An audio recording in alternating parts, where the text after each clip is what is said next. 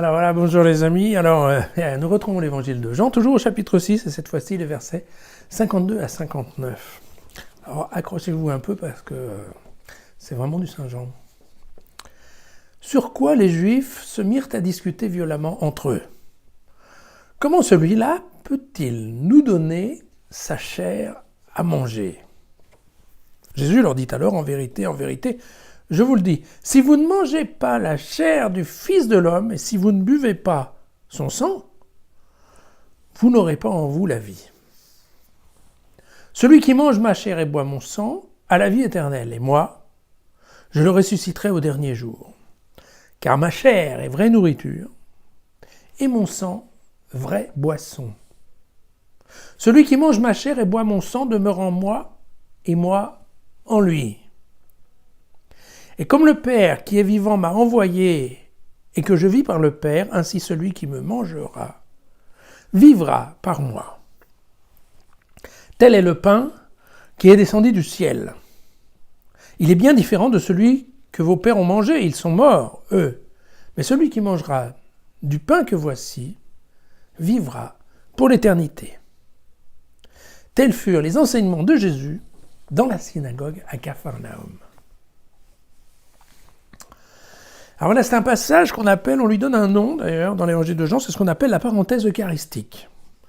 Parce que vous comprenez bien qu'ici on parle globalement de l'Eucharistie, et que vous voyez que c'est un passage qui n'a pas grand-chose à voir avec ce qu'on avait dit hier, où c'était, vous vous souvenez, l'histoire du pain de vie, et vous voyez que maintenant on est passé du pain de vie au pain au sang, bon, ça commence à être différent.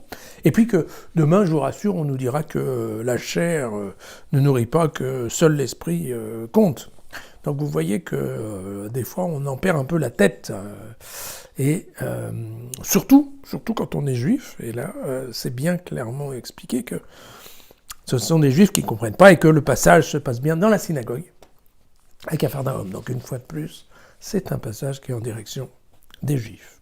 Alors, on se pense que, comme toujours, quand il y a un sujet qui tombe un petit peu comme un cheveu sur de la soupe, souvent on pense que c'est un ajout un petit peu tardif, en tout cas c'est un ajout dans la dernière édition de l'évangile de Saint Jean, mais pourquoi avoir rajouté ce passage ? Alors, pour diverses raisons, mais déjà, la première, la raison la plus importante est celle-ci, elle est liée à un des problèmes qui vient avec cette notion de christologie haute.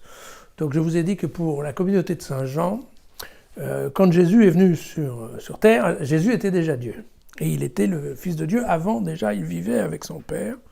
Et il est venu, il s'est fait homme, sur, bien entendu, les ordres de son Père. Et c'est ainsi qu'ensuite, il retourne à son Père. D'accord ? Et puis, il y a une christologie un peu plus basse, on va dire, qui est par exemple celle qu'on trouve dans l'évangile de Marc, où on a un peu plutôt l'impression que c'est une autre approche qu'on peut avoir, qui est de dire, mais non, Jésus était un homme, et puis un jour, voilà, il a été habité par l'Esprit Saint, où Dieu est venu s'inviter dans son corps, et il en a profité pour parler aux hommes. Vous voyez, c'est deux approches qui sont un peu opposées, parce que de but en blanc, quand on vous dit oui, il y a une double nature égale de Jésus homme et Jésus Dieu, c'est pas toujours facile comme approche. Donc en fait, souvent on choisit ou de passer par Dieu qui s'est fait homme, ou de passer par un homme qui est habité par Dieu. Vous voyez ? Alors chacune des options a des défauts. Il est évident que le défaut qu'on trouve qui est le principal dans la christologie haute. Bon, alors, on va peut-être plutôt dire le contraire. Dans la christologie basse, le défaut, c'est que rapidement, on considère que Jésus est un copain. Voilà. Et donc, rapidement, on commence à lui parler comme un frère, un cousin, un copain, et on oublie. C'est quand même pas tout à fait la même chose. Voilà, l'inconvénient de la christologie haute, c'est que rapidement, on peut penser... Il peut y avoir des déviations de cette histoire-là, et on peut oublier que Jésus est aussi homme.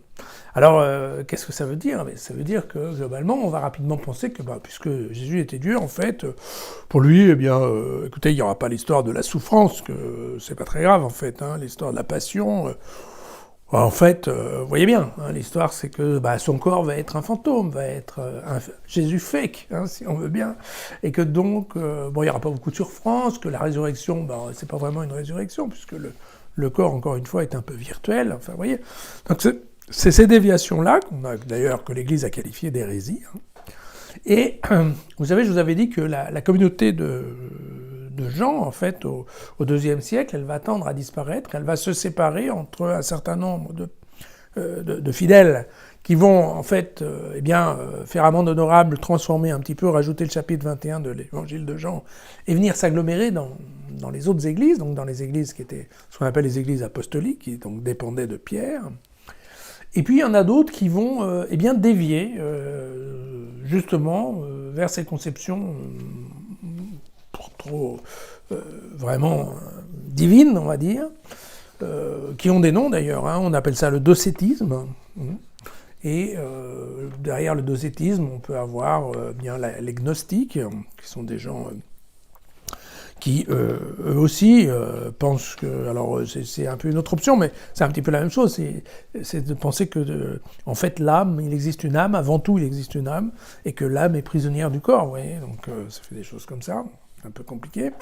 Et puis il y a aussi une autre dérive qu'on appelle le montanisme, qui est l'idée que, en fait, toutes ces histoires de corps et d'hommes, ça ne sert pas à grand-chose. Donc c'est une secte, une déviation tout à fait anti-ecclésiale, même anti-sacerdotale, hein, qui dit qu'en fait, la seule chose qui compte là-dedans, c'est l'esprit. Hein, voilà, que si Jésus nous a envoyé le paraclète, en fait, toute la religion, ça se passe au niveau spirituel, ça ne se passe absolument pas au niveau, en fait, terrestre, humain, voilà.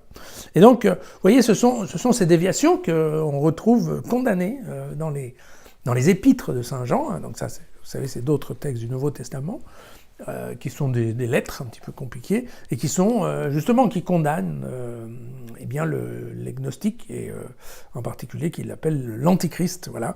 Et Jean condamne bien les choses, comme il avoue ouvertement qu'au sein de la communauté johannique, il y a des gens qui ont pris cette dérivation. Alors, ce passage-là, pourquoi il est là ? Eh bien, tout simplement pour remettre le lecteur un peu dans le bain de l'incarnation. Et donc revenir avec, on le voit pas ici, mais dans le vocabulaire grec, on parle bien de mastiquer ma chair. Hein. C'est pas manger seulement, c'est vraiment mastiquer. Parce que vous savez, d'ailleurs, ça faisait partie des habitudes et des coutumes. Hein. Chez les Juifs, il fallait, quand on mangeait très doucement, en mastiquant très bien. Ben, vous voyez, c'est ça. On retombe bien là-dessus. Donc, il y a un passage en force, hein, je dirais, pour remettre l'Eucharistie en disant non, c'est bien manger avec la bouche, et c'est bien boire, hein, à la coupe, et que, effectivement, c'est par l'Eucharistie qu'on a un contact réel, en fait, avec Dieu. Alors, évidemment, vous voyez, c'est un peu bizarre parce que hier on nous disait qu'en fait c'était la foi, hein, qui donnait la vie. Et aujourd'hui on se rend compte que, non, effectivement, c'est peut-être bien la foi plus l'Eucharistie, quoi. Alors, vous allez me dire, est-ce que ça change vraiment ? Pas tout à fait, parce que l'Eucharistie, si on n'a pas la foi, ça veut quand même pas dire grand-chose. Hein, donc on est bien d'accord. Enfin, disons, on voit que là, il y a une remise au centre de l'activité, en fait ecclésiale, parce que quand même à la sortie, cette partie d'Eucharistie, elle est très ecclésiale. Alors ça faisait bien entendu aussi dans la communauté de Jean, mais encore beaucoup plus aussi dans la communauté de Pierre. Donc, vous voyez où je veux en venir. Bon voilà, ceci étant, vous savez, c'est compliqué cette histoire. Je pense qu'on ne va pas le faire aujourd'hui, mais je pense qu'un jour il faudra qu'on aborde le thème de la transsubstantiation, qui est un mot compliqué mais qui est bien utile quand on joue au Scrabble. Cette transsubstantiation, ça veut dire en effet, c'est le concept qui est qu'effectivement, pendant la messe, au moment de l'Eucharistie, eh bien, c'est effectivement le corps de Jésus est présent dans l'hostie, et le sang présent dans le calice. Donc vous voyez, ça c'est c'est un truc de l'Église, hein, effectivement. Mais vous voyez qu'on est sur des sujets qui sont déjà un peu très compliqués, en tout cas pour moi. Voilà. À demain.